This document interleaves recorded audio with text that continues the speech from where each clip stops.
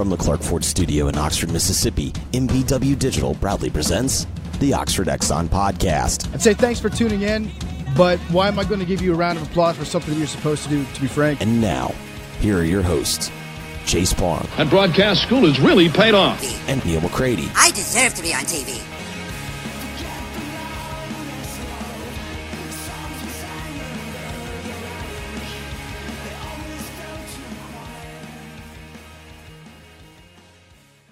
Ford studio in the mobile variety the day before Thanksgiving. It was the only way we were going to get one to you today, so we're making it work. By now, you are used to it. I doubt we have any first-time listeners, but if we do, glad to have you. Today, probably not the best production of the show.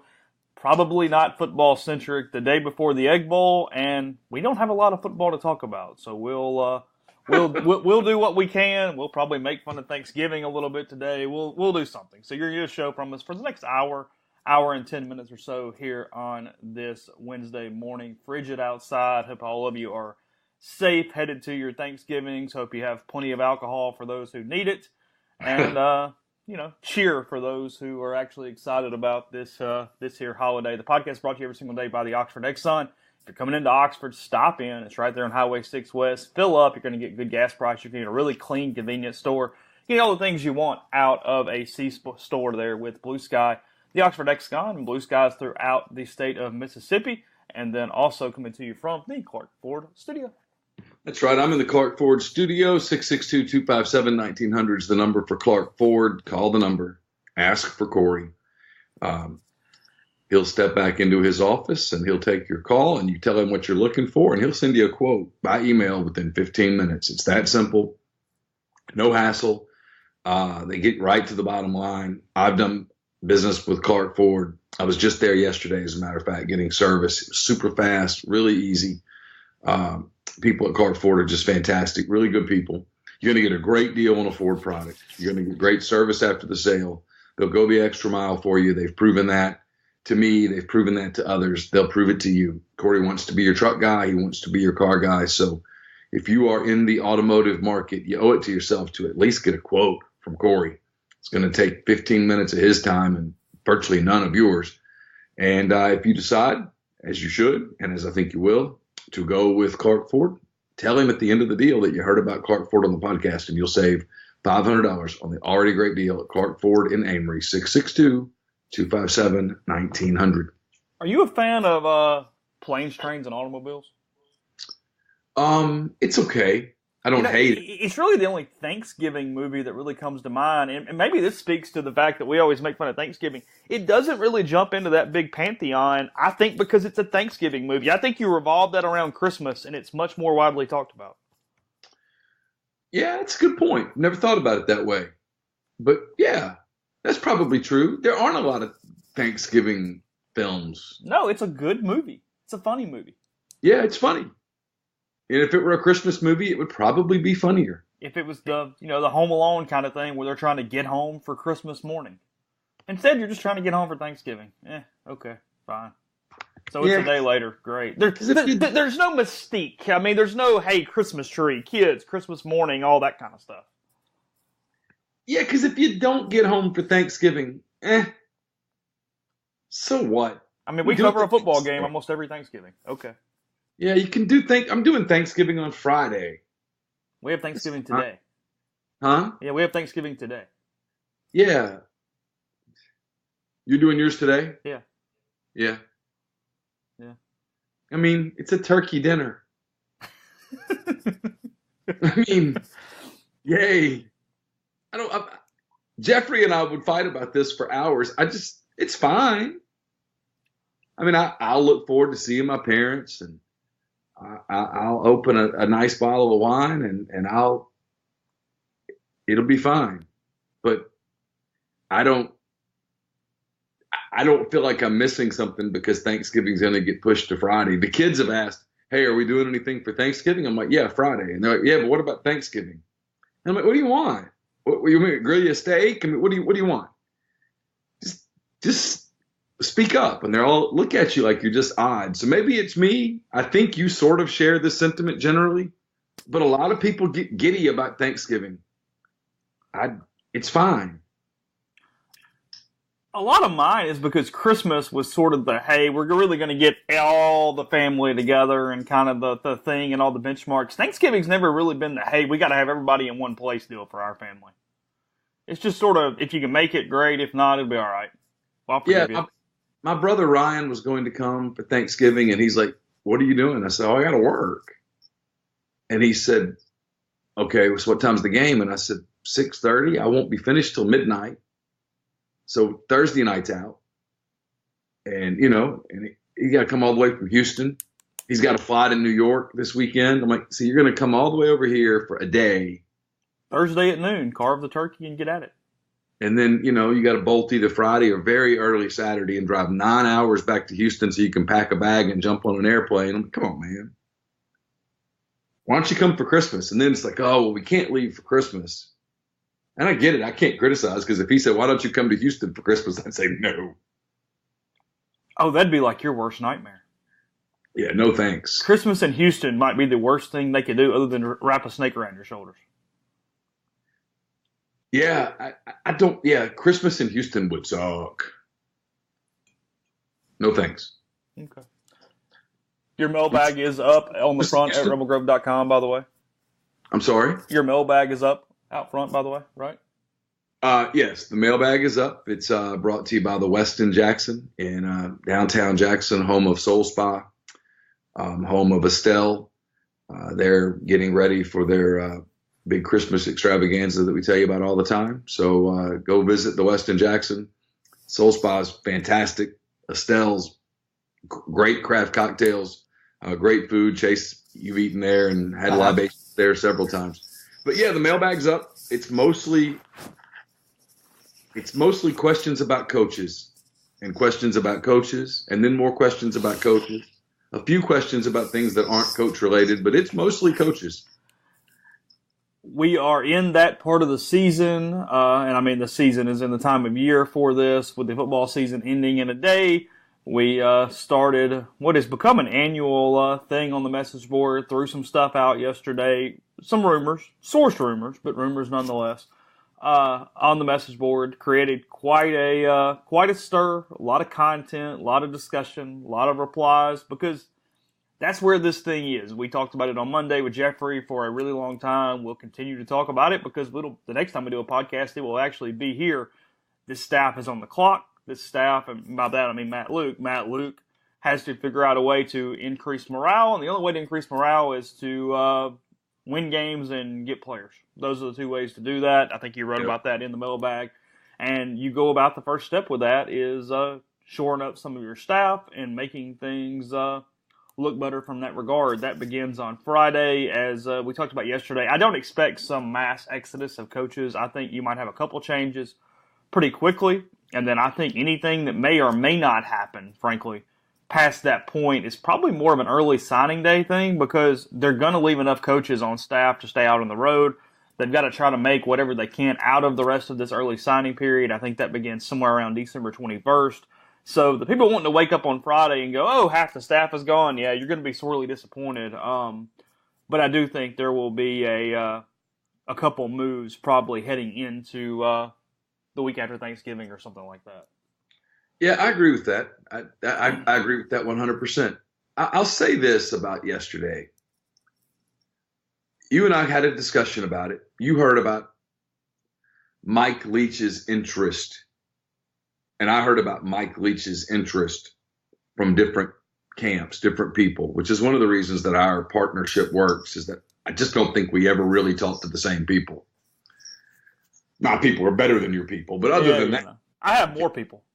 You do have more people. There's no question. I don't think we talk to the same people. So I think a lot of times when stuff cross-references, it has some validity to it. So here's the thing, and we debated it, and I'm going to discuss it here because I think sometimes people need to hear our voice say it.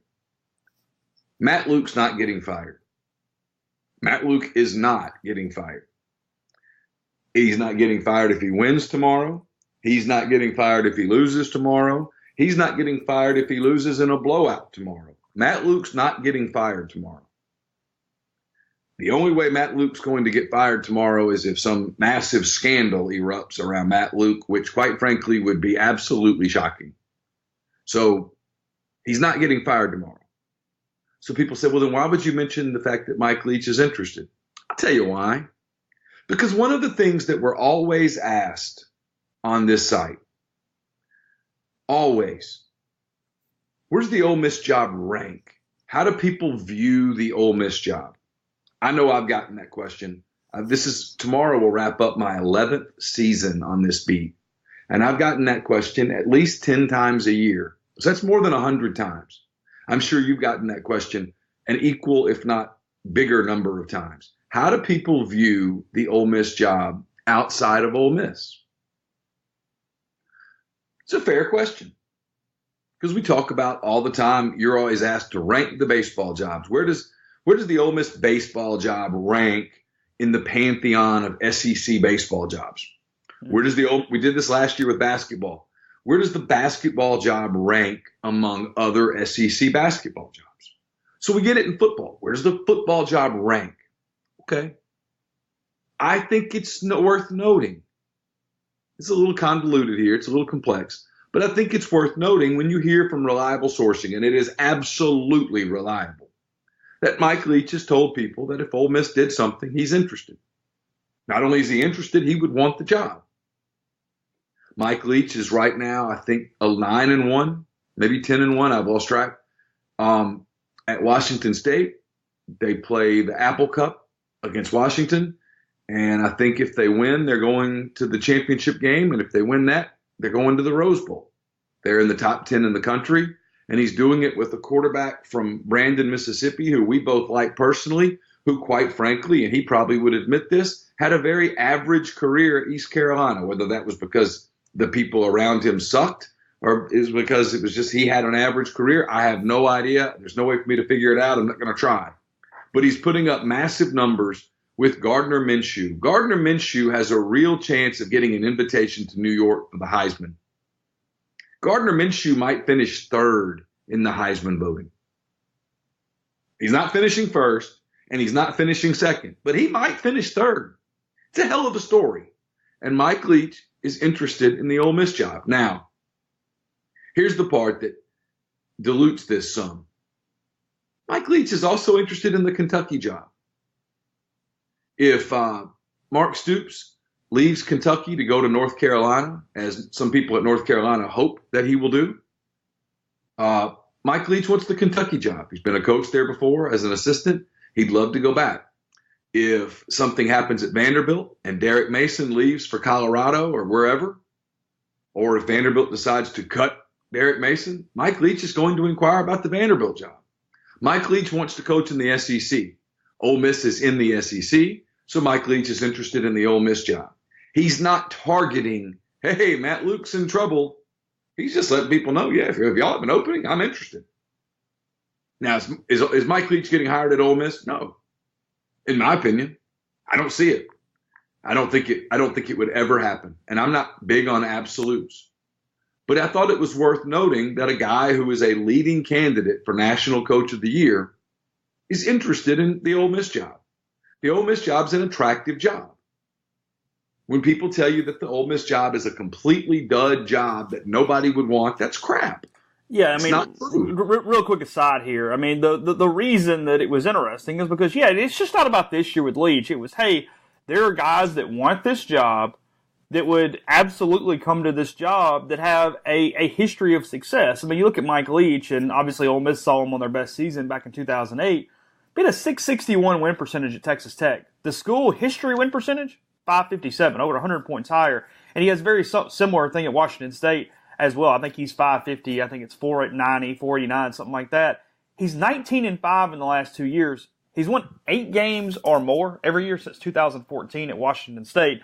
And everybody talks about the recruiting advantages and disadvantages and all that kind of stuff. I guarantee he's not getting any kid at Pullman that he couldn't get to Oxford, is the point. And yes, I know the SEC is harder to win. I understand that. It's not about that. That's not the point. That's what we're kind of saying here. The point is that it's an incredibly accomplished, relevant head coach that would want this job should it be open. Yes. It's an SEC job. The coaches want to coach at the highest level, and the SEC is viewed as the highest level. Jimbo Fisher wanted the LSU job. He took the Texas A&M job. Yeah, why? Two reasons. One's a lot of money. But that's not all of it. I know Jimbo. I do. I've known him for a long time. Jimbo wanted the job because Jimbo wanted to be a head coach in the best conference in America. He wanted to prove himself. It's the way people are wired. Why did Nick Saban take an NFL job? Because he wanted to see how he'd do at the highest level. Steve Spurrier took an NFL job. Why? He wanted to see how he'd do at the highest level. If you're a college coach, the highest level is the SEC. There's a lot of people that are interested in SEC jobs. Whether it's Alabama or LSU, they're high-profile, high-pressure SEC jobs, or whether it's, Ole Miss, South Carolina, Kentucky, jobs like that, where it's, like you said, it's harder. Historically harder. But, here's the great thing about the SEC at a place like an Ole Miss or Kentucky or South Carolina or those kind of programs. Mark Stoops probably going to beat Louisville on Saturday. He's going 9-3. Probably wishes he had one back. Probably wishes he had one back and could go 10-2. But they're going 9-3. Mark Stoops in good shape. He's going to get an extension or a new gig. He's going to get a raise. It's a great league. High pressure. It's hard. You have to be good. You have to be efficient. You have to surround yourself with good people. You have to be talented. You've got to be charismatic. You've got to be a little cutthroat. You got to stand up and fight when it's your turn to stand up and fight. But it's a hell of a league. And when people tell you that nobody would want the job, you always get that. Well, who are they going to hire? I don't know. If it comes down to it, it's going to be a topic of conversation over the next year, whether it's fair or not. And quite frankly, it's probably not particularly fair in air quotes, but it's going to be a topic of conversation. If you can't get it done in this league for whatever reason, because of the money that's on the line, programs can't sit around and just try and try and try. The Frank Beamer things at Virginia Tech, that era is probably over. If you can't excite fans and you can't get people fired up and you can't get people to believe, you're probably not going to last. And I'm not talking about subtly about Matt Luke. I'm talking about in general. You've got to either make it work or somebody else gets a shot at it. I think you're going to see more and more of that as the money gets bigger and bigger. Yeah, no, you're exactly right. As we move along with this podcast brought to you in part by Visit Oxford. You see the full calendar of events at visitoxfordms.com/events. But we'll tell you about one on November 23rd. That's here in a couple days. 11 to 6:30, just all over the square in downtown Oxford. They got selfie photos with the antique square lion sleigh all day. You got Santa on the square around 11 a.m. You got photos with Santa starting at 11 a.m. as well. Horse-drawn carriage rides 2 to 6. The Christmas carolers 4:30 to 6 on the square. They're going to light the city Christmas tree in front of City Hall at 6 o'clock. And then the Square Dollar raffle at 6:05. So on Friday is after Thanksgiving and all about the Christmas season on the square in Oxford.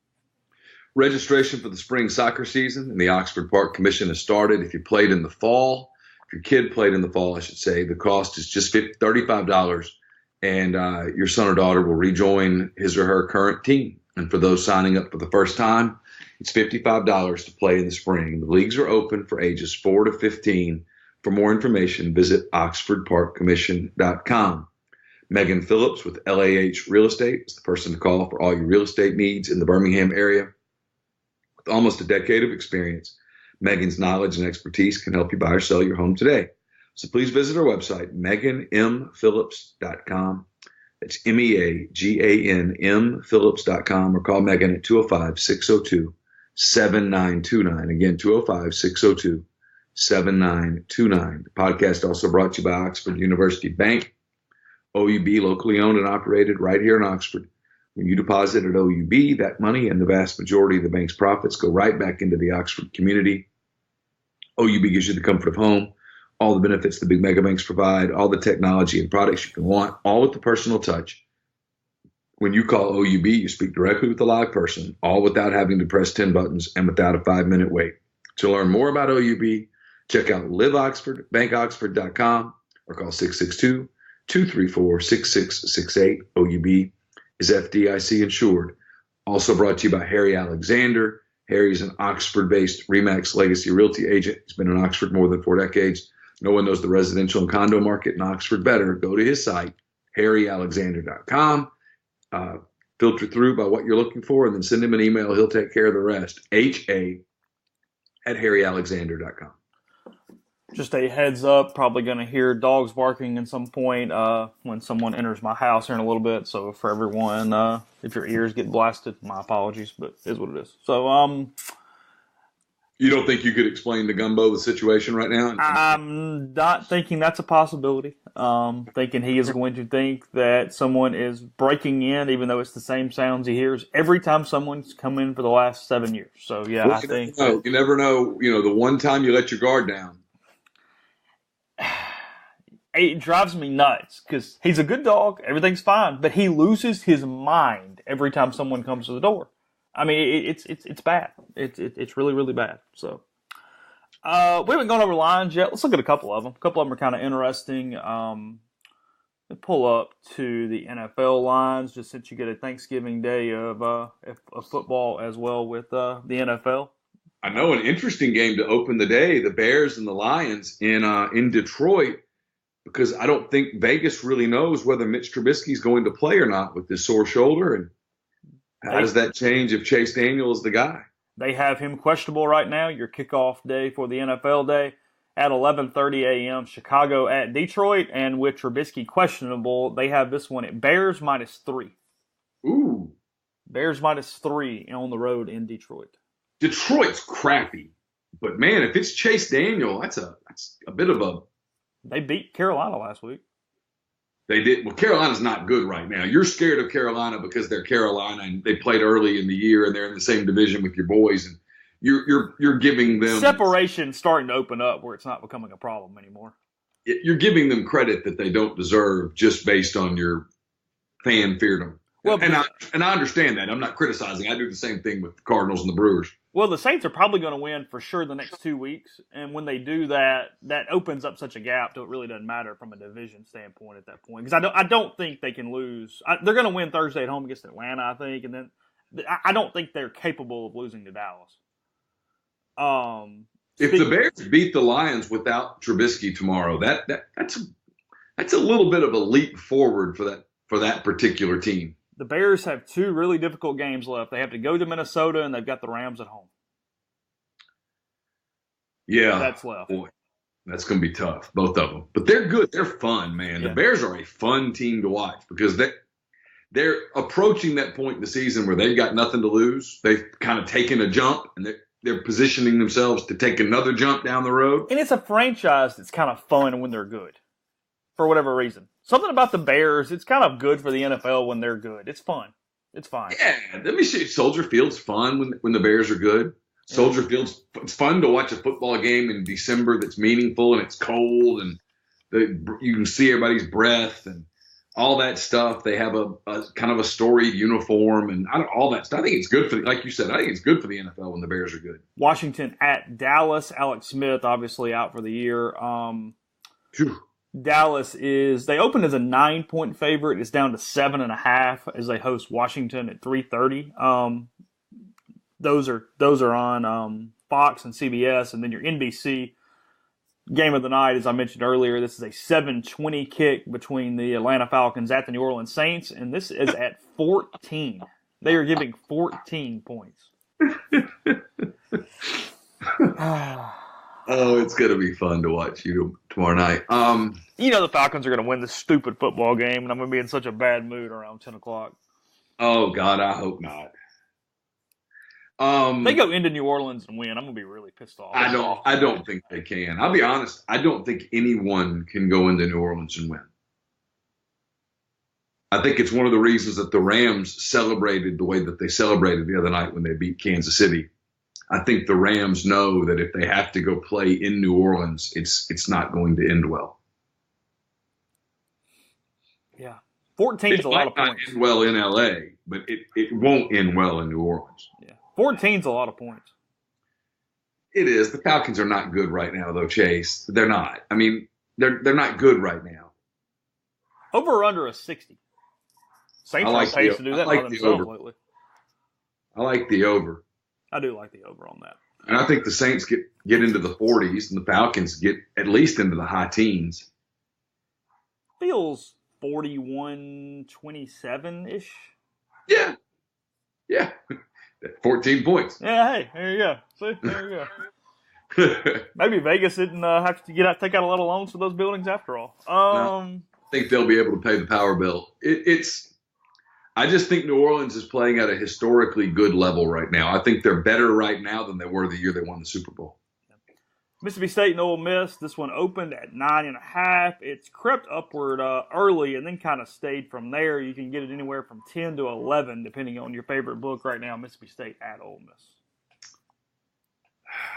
Well, Neil's picks will come out tomorrow, sponsored by Clark, Chevrolet, GMC, Buick, Cadillac. I got to tell you, I mean, I hate to ruin the suspense, but 3 people have their picks in so far. Okay. One of them's Corey, who's doing the opposite game right now, trying to catch. The other 2 of us, Jeffrey and I, our picks are in. We're both laying points. Okay. Ole Miss is 0-7 in the SEC against the spread, and I said a few weeks ago they're going to have to cover 1 before I go that way. Yeah, I just don't know how they stop Mississippi State. And I know it's a rivalry and all, and I know what happened last year, and I will acknowledge that crazy things happen in rivalry games. But man, that defense is good. And when they get ahead of people and people have to abandon the running game to throw, that defensive front is nasty. Sweat and Simmons, and I don't see it. Scotty Phillips is going to try to go. Sean Rawlings is going to try to go. Braylon Sanders is going to go. It's going to be a beat-up team. We'll see. I mean, Matt Luke said it the other day in the press conference. He goes, hey, the game plan, you got to beat them over the top. I mean, I think Ole Miss, the people that get frustrated by them throwing the ball down the field are going to stay really frustrated because they don't necessarily think they can drive on Mississippi State. It's going to be a lot of throws, a lot of attempts at big plays, and then they are going to sell out just to stop the run from a defensive side of the ball and make Fitzgerald try to throw over the top. So you think there's going to be more cussing and banging in the press box? There'll be cussing and banging everywhere, I think, on Thursday night in Vaught Hemingway. Some people get really frustrated at the repeated deep balls. Yeah, but it is their form of an explosive play right now. How many of these have you covered now since 08 plus a couple more before that?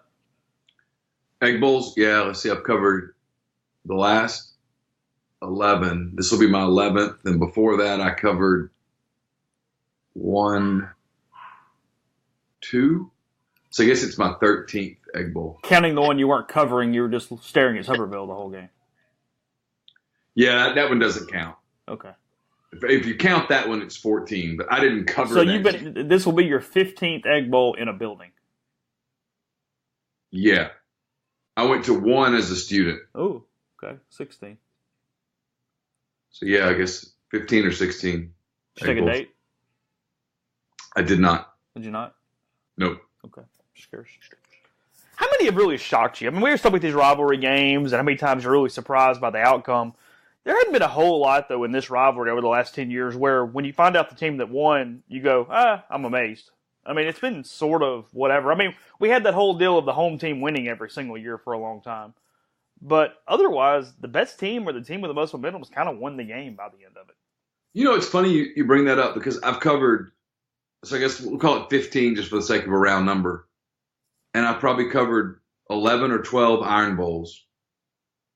And I've covered Florida State. I've covered, if it counts as a rivalry game, I've covered Florida, Georgia. But I'll use these end of the year, in-state rivalry kind of games that I've covered.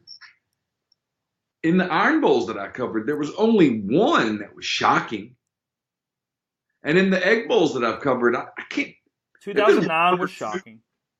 2009 was shocking. Last year, to some degree, was shocking.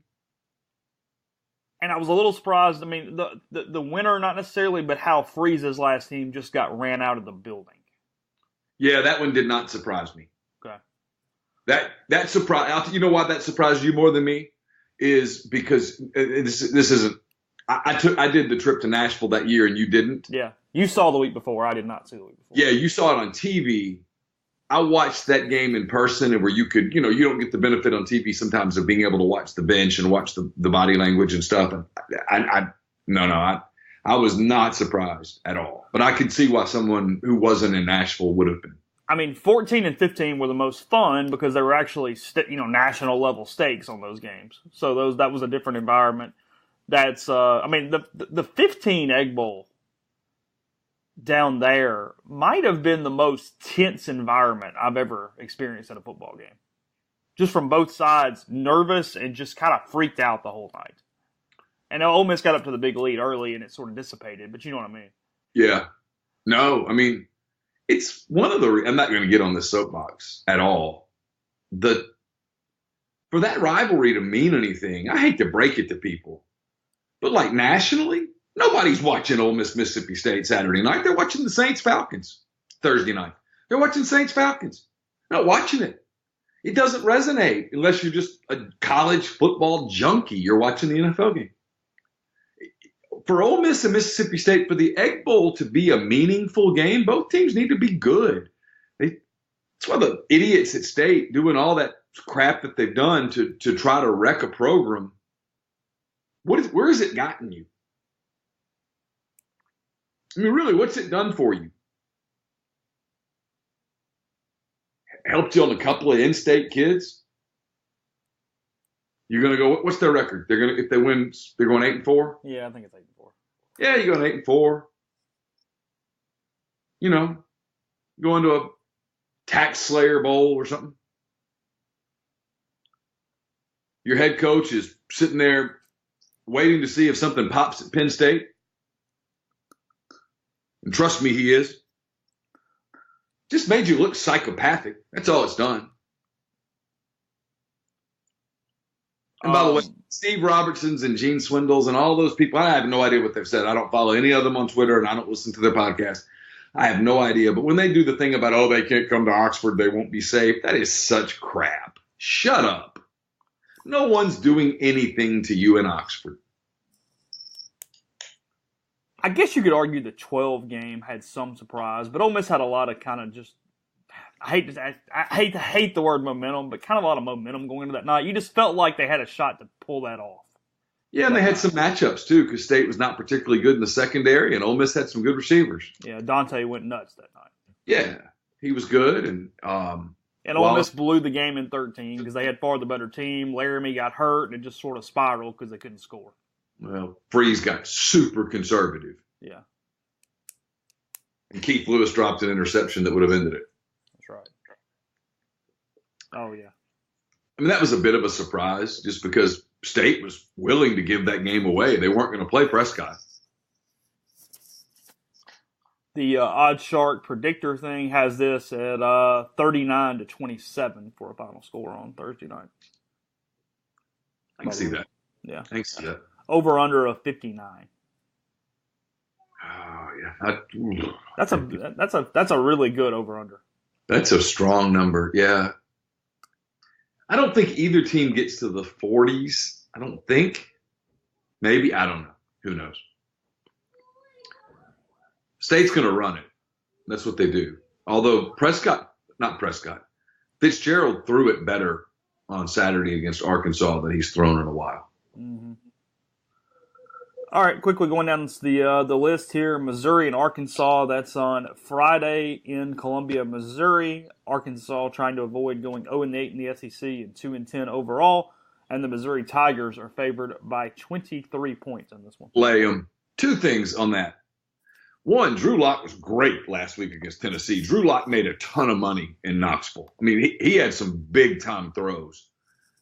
Super accurate. And then two, my boy Morris needs to back off a little. A couple of his players try to get a phone number. Come on.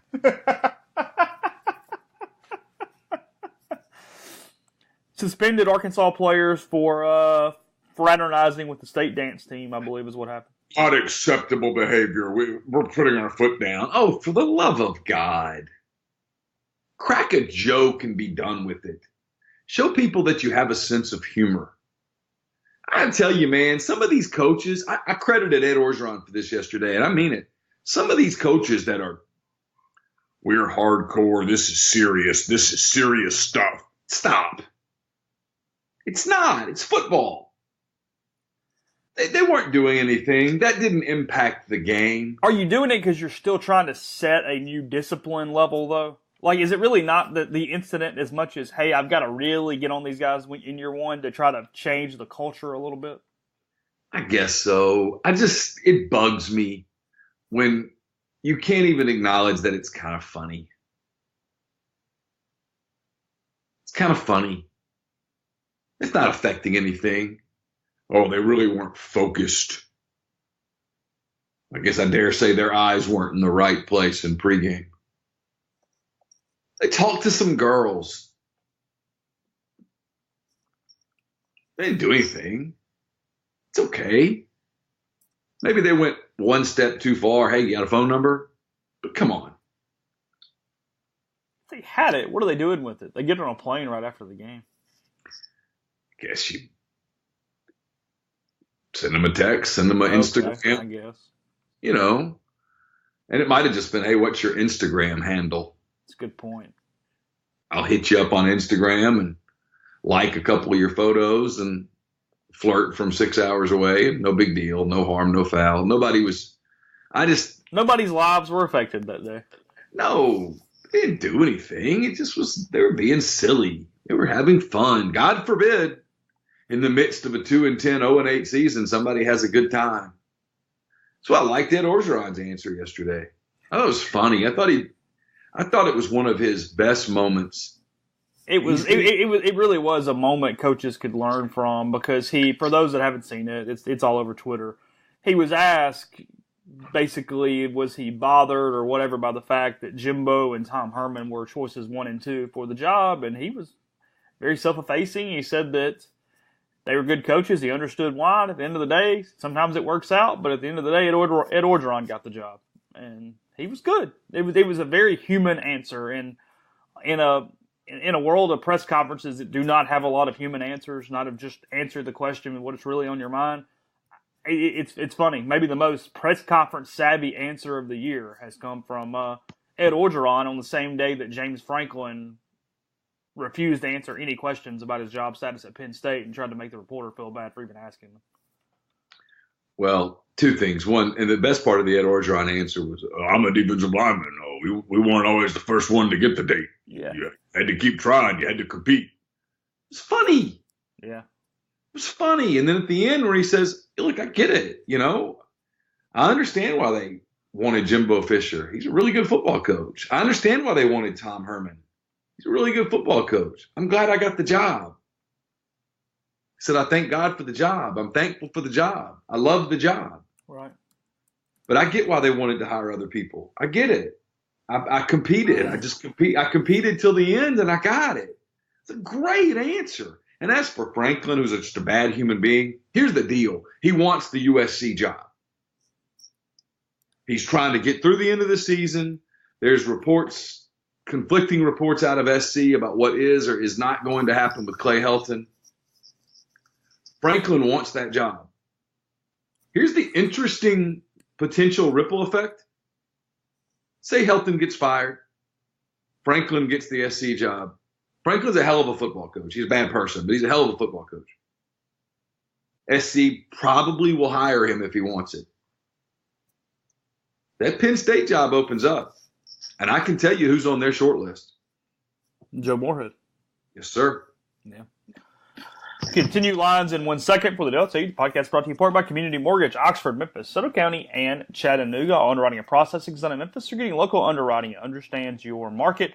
Leader in condo financing and the float down options. You can find Jason Lowe at 662-234-2704 or JLOWE, JLOWE at communitymtg.com. The podcast also brought to you by Grenada Nissan. Grenada Nissan is located just off Interstate 55 in Grenada, Mississippi. They have a complete selection of new and previously owned Nissan vehicles. Go in, test drive one today. Tell Gene and Sandy that you heard about Grenada Nissan on the podcast, and or at rebelgrove.com, and you'll get Rebel savings on the already great deals at Grenada Nissan. It's GrenadaNissanUSA.com. The podcast is also brought to you by John Edwards. John Edwards of Regency Travel Incorporated in Memphis. If you've been thinking about that golf trip with the guys that you'll never forget, maybe you're thinking about that anniversary trip that she'll never forget. Got a Christmas trip coming up. You're starting to think about spring break, starting to think about the summer. Maybe this is the spring or the summer that you get that resort in Florida or in the Caribbean, or you go to Scotland or Ireland for the golf trip you've always talked about. Get in touch with John. He's part of Virtuoso. It's a worldwide network of travel partners that allows John to supply his clients with added values and unique benefits that are simply not available to other travelers. John traveled the globe for 37 years before getting into the travel business, so he knows the extra attention needed to make a special trip one that creates a lifetime of unique memories. So if you're thinking about going with the boys to Pebble Beach or taking her to Napa for the vacation of her dreams, call John, give him some parameters, give him a budget, and just let him give you some options. No harm, no risk. And you don't have to live in or near Memphis to take advantage of his services. Call him at 901-494-3387 or send him an email at jedwards@regencytravel.net. First-time clients can save $50 off their first booked trip just by telling John you heard about Regency Travel on the podcast. Also brought to you by Pinnacle Trust. Pinnacle Trust is based in Madison, Mississippi. But they represent clients in 24 states. They have advisors in 3 states.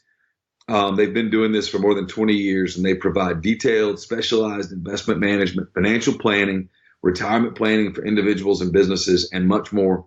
At Pinnacle Trust, investing is treated like a commodity. Decisions are made using objective information and research, not emotions. So regardless of your level of wealth, Pinnacle Trust will sit down with you. What they'll do is they listen to all your goals. They talk to you about what it is you want to do when you retire. What are your expenses? What do you anticipate your expenses being? They look at everything, retirement plans, Social Security, all that stuff. And then they give you a plan. I mean, down to the penny.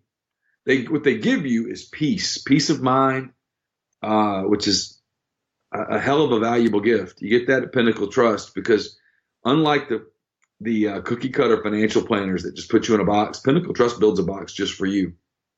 To learn more about Pinnacle Trust, go to pintrust.com. That's PINN trust.com. Mention that you heard about Pinnacle Trust on the podcast, and you'll get 10% off your first year's fee. Podcast also brought to you by Master Cuts. As Christmas is around the corner, let them give you a variety of outdoor Christmas decorations that will transform your house into a festive staple of the neighborhood. Everything from lighting and garland to inflatable characters. Whatever the vision may be, and the best part is that whatever you pay for, you'll own it. Master Cuts will keep and store your decorations so they're ready to go up next year or give them to you to keep. The option is yours. So it's a tradition your family will cherish for years to come. Get a free quote, 662-607-7773. All right, continuing into lines a little bit. If you are curious, it has no buzz whatsoever, but Oregon is a 16.5-point favorite over Oregon State. UCF is still winning football games. They are on the road for their rivalry game at USF, and they are 14-point favorites in that one over the Bulls. So interesting, little kind of interesting game there, sort of, kind of. Yeah, a little bit. Yeah. Oklahoma is at West Virginia, and they are a 2.5-point favorite over the Mountaineers. It's a shame West Virginia lost last week because this would have been one hell of an anticipated game. It would have. Oklahoma's still going to have its hands full. This might be Greer's game to get an invitation to New York. You know Tua's going to get invited. You know Kyler Murray's going to get invited. It's whether they even invite a third person, and if they do, who will it be? Don't you have to invite a third just for the heck of it? Well, if you're going to do that big 2-hour production, you need more names. You need more stories. You got to have people to talk to, yeah. And frankly, if I'm taking 3, I'm taking 4. So one dude's not kind of left out. I'm taking 4, and if I'm taking 3 or 4, I'm taking Washington State because I'm going to get Mike Leach and I'm going to get a great story. You are. Because there's no suspense. Tua's winning the Heisman. I mean, if they can invite you. If you took Minshew and Leach, you could go back and tell the Mike Price Washington State story with Bledsoe and come back, tell the Alabama part of it. Yeah. Really a retrospective, if you ask me. Good. We could talk about my phone conversation with Mike Leach in 2011 where I sat in the YMCA parking lot and he called me back and I said, I better take this. And we chatted. It was fun chat. Interesting person. Personable dude. Very nice. Speaking of the Apple Cup, Washington State is a 3-point favorite over Washington. Where's that game this year? Seattle? That is in Pullman. Oh. That is in Pullman. What time's that game? That game is 7:30 at night. That's got a chance to get watched. On Friday night. Friday night? Yeah.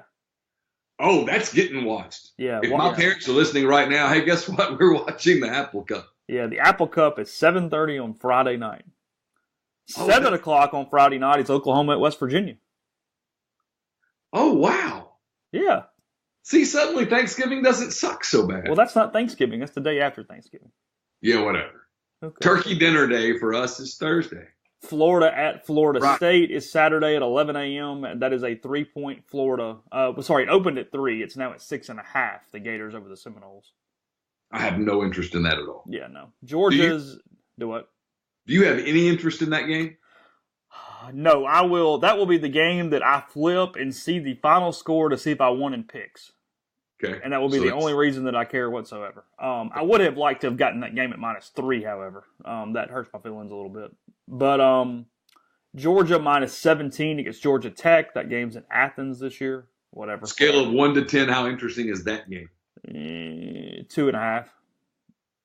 Okay, you're more interested than I am. I'd give it a 1.5. Texas Tech -6.5 against Baylor and Lubbock this weekend. Yuck. Not interested. Cliff Kingsbury may be coaching for his job, according to things I've been told. Really? Yep. Syracuse and Boston College, sneaky decent football game on Saturday in Chestnut Hill. Yeah, that's not terrible. I'm not watching it, but that's not terrible. Boston College -7 against the Orange.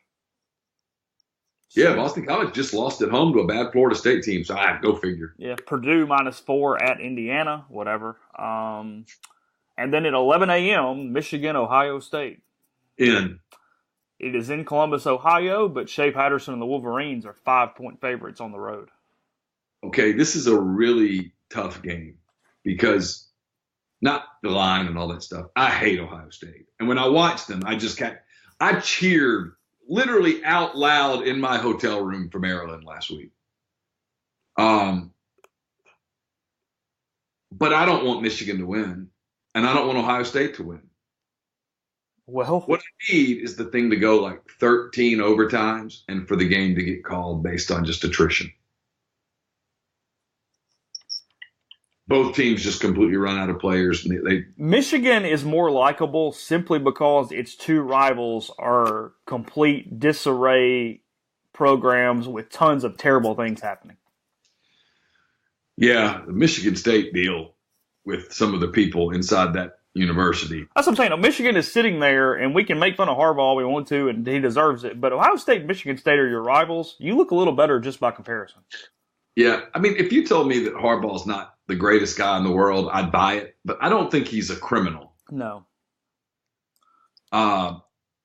Which is half the battle in that deal. And I know this is sacrilegious. I don't have a thing about Shea. I don't like his dad, but the kid's fine. He was always fine with us until we probably got lucky that day because we quit waiting for them and we went out and did the instant analysis. Had we stayed in there and he'd come in there and said that might have gotten ugly. Because I probably would have told him what an ass he was being. And that would have escalated. We might have caught a break right there. Yeah. All right, let's see. Apropos of nothing, North Carolina State's a 7-point favorite at North Carolina this weekend between Dave Doran and Larry Fedora. Do what? That was a big game around here last year. Was it? Yeah. I think it was in Raleigh last year. I watched it. Yeah, it was in Raleigh. It was. Yeah, It was in Raleigh. David Cutcliffe's an 11-point favorite at home against Wake Forest. Good places to have breakfast in Raleigh, I've heard. Are there? That's what I heard. Tables for three? Will they do tables for three? You get a table for three, but if you don't show up, Do you have to put a credit card on file? I don't know. I don't think so. But if you do, you just write that one off, I guess. Okay. David Cutcliffe's going to win 8 games. He's going to go 8-4 at Duke this year. I'm happy for him. Yeah, me too. No. Good guy. All right. Scanning on down, one of the better stories in college football, UAB is a 2.5-point favorite at Middle Tennessee to finish up the year. Let's see. Southern Miss minus 13 against UTEP. Your Louisiana Monroe team plays the University of Louisiana at Lafayette. ULM is a 3.5-point favorite at home against ULL. Hell yes, we are. Yes, you are. And then Auburn and Alabama. Auburn at Alabama. Alabama minus 24.5. Yeah, look. I pity all the people in that state who have spent the week trying to build up that rivalry. They all wrote stories yesterday. The big story was Auburn's not scared of the logo. They're not going to be intimidated before they get on the field. Oh, okay. Yeah. That's the big story in Alabama this week. It's one of the problems with journalism. You see it in our state right now. There's always that guy in the back. It's a big game, big rivalry game. Just talk about, if you would, talk about how your team's going to get excited for the rivalry game. It's like, come on, man, shut up. Alabama-Auburn's not a big game this year. It's a 24-point line. Auburn's going 7-5, and Alabama's the best team in the country. It's in Tuscaloosa. It's Auburn won a year ago. They completely have Alabama's attention. Nick Saban intentionally threw the first half of the Citadel game so that he'd completely have their attention. You want easy money? This is easy money. Alabama's going to maul them. Here's one for you. We always talk about you sit down and watch a game and you got to pull for one team or the other, just because your head goes there. Yeah. All right. Where's your head going to go in this one? 2:30 on Saturday, Maryland at Penn State. Oh, God. I'll cheer for Maryland because the kids are innocent. Well, the kids are innocent at Penn State, too. Yeah, but Penn State hired that creep. At least Maryland finally fired their creep. I guess. Sort of. Yeah, okay. Tennessee at Vanderbilt. The winner is bowl eligible, as we're well aware of by now. Vanderbilt minus 3.5 against the Vols in Nashville. I was going to go with Vandy, but upon further review, I kind of like Tennessee. Do you? Okay. That's fair. Not watching that. That's boring. Kentucky at Louisville this weekend. Kentucky is a 17-point favorite over the Cardinals. And this would be watchable if Petrino were on the other sideline because it would be fun to watch him suffer. But since he's not, I'm not in. No, it takes all the bloodlust out of it. Yeah, it completely kills the game. Yeah, it does. South Carolina at Clemson. Carolina is a 26-point underdog in this one. It is in Death Valley. Yeah. Dabo's just a really good guy. I wrote about this in picks already, so I'm trying not to give everything I wrote away. But this is, it's hard to – I like both of these teams. I like both of the coaches. I don't know. Clemson kills them every year. There's Carly Ann. She's very upset my office door is closed right now. It has not been a good morning from that regard. But she's not really old enough to open the door yet, so it's just lots of attempt and failure. That's okay. She's just expressing her displeasure. Yeah. She fired up about Thanksgiving? She was fired up about the Christmas tree going up yesterday. Yeah. So that was something. Now, is she over the Santa Claus fear or Well, we're not really old. I mean, I think this is the first year we'll have some concept. I mean, it's just 2. You know what I mean? You got to be nice to him because he's the one that's bringing you stuff. Well, I know. I'm just saying. I mean, I don't think we fully grasped the entire deal there yet. Couple lines to go. Before we do that, I will tell you quickly. It is still flu season. People are getting sick all over the place. So go into G&M Pharmacy on South Lamar. Walk-ins are welcome. Get your flu shot. If you have a major insurance provider, it is free. If not, it's $25. And think about moving all your pharmaceutical needs there because they deliver local in the Oxford area and take care of you. The limited edition Rebel colored socks from Dead Soxy are available. There's a limited quantity. Only 100 of each style is available. So if you've been on the fence, this is a great place to start with the Dead Soxy brand.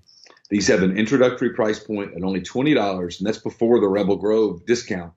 So after the discount, it's just $15 a pair. This is the exact sock that Dead Soxy makes for their custom clients. So if you're interested in the custom socks, try a pair of the Rebel socks to experience the difference a quality sock makes. Powder blue colored socks can be a challenge to find. They've got the styles and colors to appease any Ole Miss fan. These make a perfect gift for the holidays. Your stocking stuffer solution has arrived. So go to deadsoxy.com. It's deadsoxy.com/rebels, or find them on the bottom of the page under the styles heading. You get 25% discount just by entering Rebel Grove as a promo code Rebel Grove at checkout. So it's deadsoxy.com/rebels. And don't forget, Funky's is open tomorrow at, I think 1 o'clock. I think 1 o'clock. I was going to say 1. Yeah. So if you're kind of like me and you're like, yeah, this Thanksgiving thing, or you've had enough of, you really need a cocktail at some point. Yeah. Uncle Bob's driven you crazy and you're like, I got to get out of here. Go to Funky's. And on Friday, they're going to have the match, the Tiger Woods Phil Mickelson thing. So be aware of that as well. Oh yeah. Yeah. $9 million on the line. That's not their money. So it's great. Yeah. They can side bet their own money, but it goes to charity. The loser's not going to be destitute. It's going to be okay. You have any interest in this at all? A little. I mean, I would have so much more interest if it was even $50,000 of their own money. Yeah, I mean, like Capital One's paying $9 million, or whoever's paying $9 million. Now, look, I'm really interested from the aspect of this is a commercial-free 4-hour TV thing. So how are they going to give you a lot of extras? All the people are mic'd up the whole time. How are they going to do that? Like, there's a lot of that stuff that is very interesting to me. But 2 really, really, really, really rich guys playing for someone else's money, I'm good. I mean, whatever. I hope that whoever wins donates it to charity.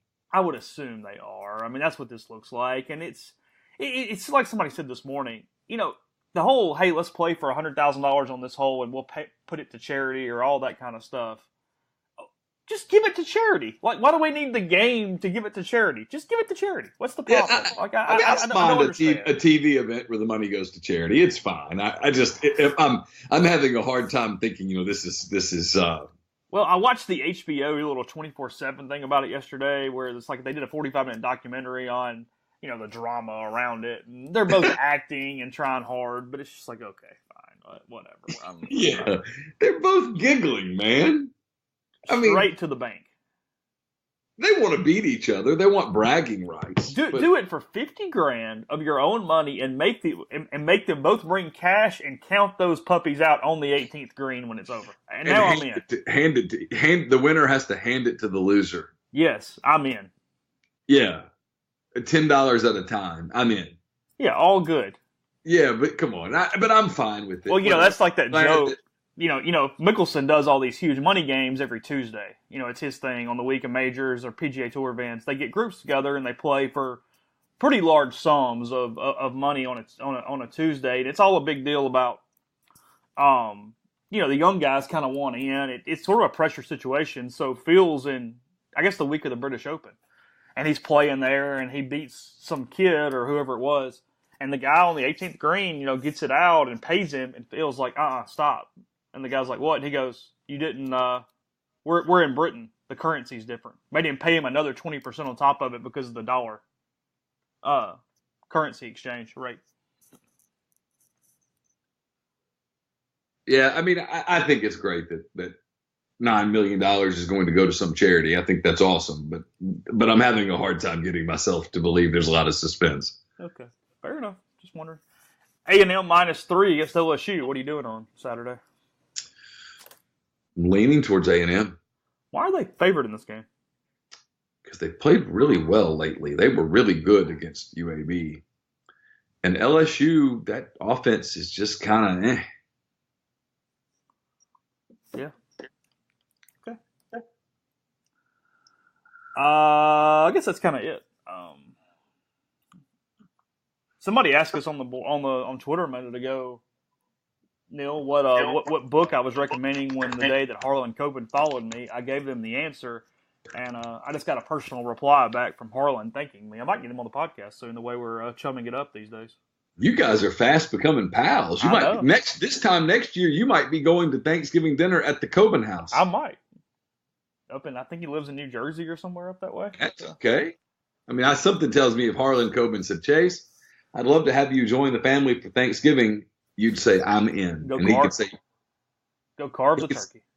Yeah, he could say, we're in Jefferson, South Dakota, and you'd be, I'm there. I don't know. I don't like the cold, dude. I walked out this morning. You started the show by saying it's frigid. The high today is 53. It's not frigid. I mean, I'm not trying to pick on you, but come on. Frigid? It's below 80. I need a jacket. God. I'm good. All right. I think we're done for the week for podcasts, barring catastrophe or something. I think that's probably where we will. You'll get an instant analysis, obviously, after the game on Thursday, and we'll have plenty of coverage at herbalgrove.com. Got a couple things coming prior to the game as well. There was a Thanksgiving edition of the Beer Garden put out yesterday that featured Greg Jones of LB's Meat Market and Jonathan Howard, bartender extraordinaire. So check that if you missed it from the Beer Garden, and we'll talk to you again on Monday.